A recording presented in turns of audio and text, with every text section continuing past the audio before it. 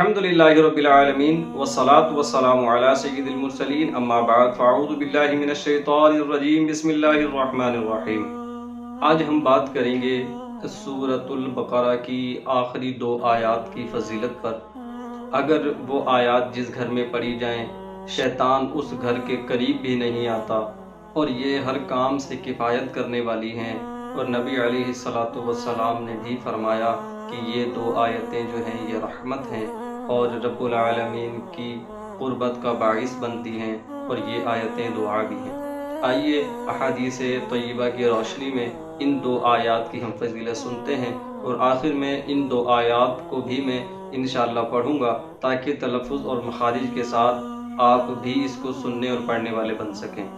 حضرت سیدنا نعمان بن بشیر رضی اللہ تعالی عنہ سے روایت ہے، شہنشاہ مدینہ، قرار قلب و سینہ، فیض گنجینہ، صاحب معطر پسینہ صلی اللہ تعالی علیہ وآلہ وسلم نے ارشاد فرمایا، اللہ رب العالمین نے زمین اور آسمان کو پیدا کرنے سے 2000 سال پہلے ایک کتاب لکھی، پھر اس میں سے سورہ بقرہ کی آخری 2 آیتیں نازل فرمائی۔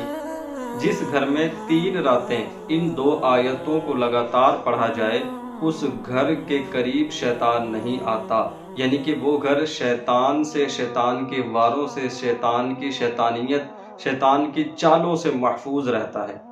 مزید حدیث پاک سنتے ہیں۔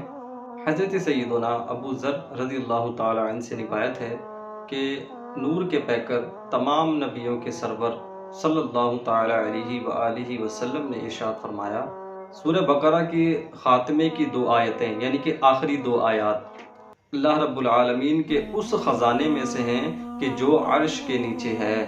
رب العالمین نے مجھے یہ دونوں آیتیں دی، انہیں سیکھو اور اپنی عورتوں کو سکھاؤ کہ وہ رحمت ہیں اور رب العالمین سے نزدیکی اور دعا ہیں۔ ایک اور بہت ہی پیاری حدیث پاک آپ کو سناتا ہوں۔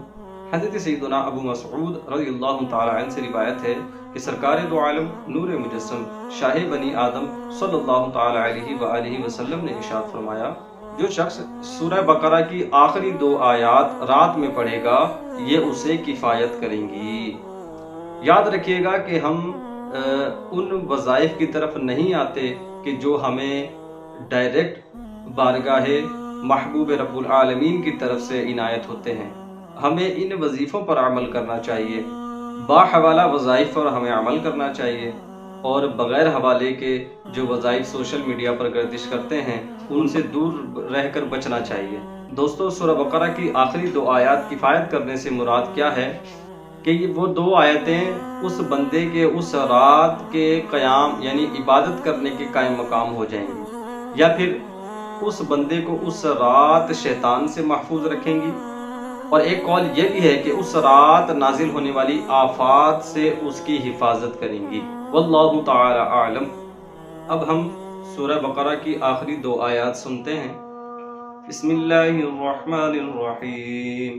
آمن الرسول بما انزل الیہ من ربہ والمؤمنون كل آمن بالله وملائكته وكتبه ورسله لا نفرق بين أحد من رسله وقالوا سمعنا وأطعنا غفرانك ربنا وإليك المصير لا يكلف الله نفسا إلا وسعها لها ما كسبت وعليها ما اكتسبت ربنا لا تؤاخذنا إن نسينا أو أخطأنا ربنا ولا تحمل علينا إصرا كما حملته على الذين من قبلنا ربنا ولا تحملنا ما لا